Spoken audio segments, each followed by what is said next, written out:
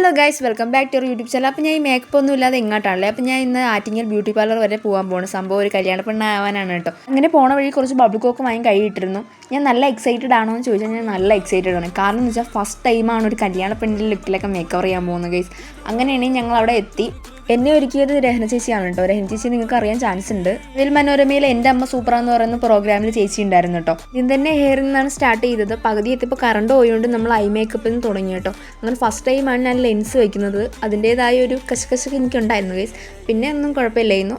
അത് കഴിഞ്ഞ് ഞങ്ങൾ നേരെ ഫുഡ് കഴിക്കാൻ പോയി. ഫുഡ് എനിക്കുള്ളത് രഹന ചേച്ചി എന്നെ കൊണ്ടുവന്നായിരുന്നു. അങ്ങനെ ഫുഡൊക്കെ കഴിച്ച ശേഷം സാരിയൊക്കെ സെറ്റ് ചെയ്ത് ഓർണമെൻറ്റ്സ് ഒക്കെ ഇട്ടു.